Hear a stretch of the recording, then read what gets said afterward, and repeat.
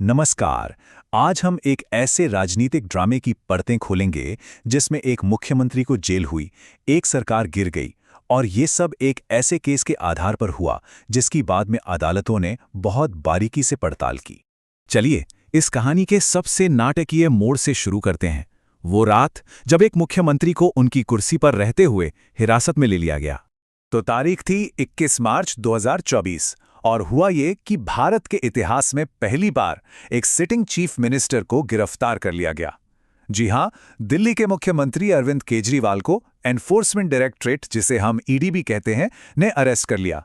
और इस एक खबर ने समझिए कि पूरे देश की सियासत में भूचाल ला दिया।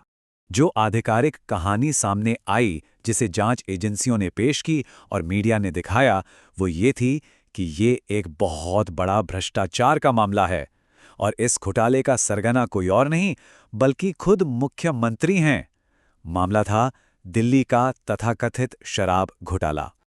लेकिन इस पूरे मामले को समझने के लिए हमें इसकी जड़ को देखना होगा, यानी वो पॉलिसी जिसके बारे में ये सारा विवाद है और उस पॉलिसी से जुड़े कुछ ऐसे नतीजे जो वाकई हैरान करते हैं। तो बात 2021 की है। आम आदमी पार्टी की सरकार एक नई शराब नीति लेकर आई। इसमें बड़ा बदलाव ये था कि अब शराब सरकारी दुकानों से नहीं बल्कि प्राइवेट दुकानों से बिकेगी। मतलब सरकार ने शराब की बिक्री का निजीकरण कर दिया। और यहाँ कहानी में एक बहुत ही दिलचस्प मोड़ आता है।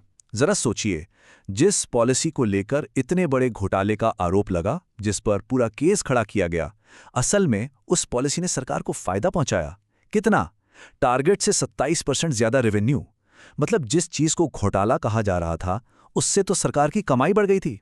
और यही बात इस केस का सबसे बड़ा विरोधाभास बन जाती है। जैसा कि सोर्स कहता है, ये शायद देश का पहला ऐसा कथित घोटाला था जिसमें सरकारी खजाना खाली होने के बजाय और भर गया। तो सवाल ये है कि एक घोटाला जिसका मकसद सरकार को चपत लगाना हो, वो सरकार को फायदा कैसे पहुंचा सकता है? तो अगर पॉलिसी से सरकार को फायदा हो रहा था, तो फिर यह जांच शुरू ही क्यों हुई? इसका जवाब हमें शायद उस वक्त की राजनीतिक घटनाओं के क्रम में मिल सकता है। इस टाइमलाइन पर एक नजर डालिए। पहले दिल्ली में बड़ी जीत, फिर पंजाब में ऐतिहासिक जीत और उसके ठीक बाद गुजरात में चुनाव लड़ने का ऐलान। और जैसे ही आम आदमी पार्टी ने राष्ट्रीय स्तर पर विस्तार का इरादा जताया, उसके मंत्रियों की गिरफ्तारी का सिलसिला शुरू हो गया और फिर सीबीआई ने इस शराब घोटाले में एफआईआर दर्ज कर ली। यहाँ सबसे अहम बात यह है कि ये गिरफ्तारियां पीएमएलए यानी prevention of money laundering act के तहत की गईं। ये असल में आतंकवाद की फंडिंग रोकने के लिए बनाया गया एक बहुत ही सख्त कानून है। इसमें दोषी साबित होने तक निर्दोष वाला सिद्धांत लगभग उलट जाता है। मतलब जमानत मिलना करीब करीब नामुमकिन हो जाता है, क्योंकि अपनी बेगुनाही साबित करने का बोझ जांच एजेंसी पर नहीं बल्कि आरोपी पर ही होता है। स्रोत के मुताबिक एक खास रणनीति अपनाई गई। पहले सीबीआई सामान्य भ्रष्टाचार के आरोपों में किसी को गिरफ्तार करती जिसमें जमानत मिल सकती थी, लेकिन जमानत मिलने से ठीक पहले ईडी उसी व्यक्ति को पीएमएलए के तहत फिर से गिरफ्तार कर लेती। इसका नतीजा ये होता था कि आरोपी को लंबे समय तक जेल में ही रहना पड़ता। तो 2 साल की लंबी जांच, गिरफ्तारियों और मीडिया में चली बहसों के बाद ये मामला आखिरकार अदालत की दहलीज पर पहुंचा। अब देखते हैं कि अदालत में क्या हुआ। तो सवाल ये है कि 4 साल की जांच के बाद एजेंसीज ने करोड़ों रुपए के लेन देन यानी मनी ट्रेल का क्या पक्का सबूत अदालत के सामने रखा? और इसका जवाब आपको हैरान कर देगा। जो सबूत पेश किया गया वो था कुछ ढीले ढाले कागज जिन पर पेंसिल से कुछ हिसाब किताब लिखा हुआ था। यही था करोड़ों के मनी ट्रेल का मुख्य सबूत। और अदालत का फैसला बिल्कुल साफ था। कोर्ट ने कहा कि यह पूरा मामला ही बेबुनियाद है और ये न्यायिक जांच के सामने टिक नहीं पाया। मतलब केस में दम नहीं था। इस मामले में एक और पहलू सामने आया। जो इस केस का मुख्य गवाह था यानी अप्रूवर, उसकी कंपनी ने अपनी गिरफ्तारी के ठीक बाद सत्तारूढ़ दल को चुनावी बॉन्ड के जरिए करोड़ों रुपए का चंदा दिया। गिरफ्तारी के 5 दिन बाद 5 करोड़ और सरकारी गवाह बनने के 2 महीने बाद 25 करोड़। कोर्ट ने अपने फैसले में एक एक करके केस की धज्जियां उड़ा दी।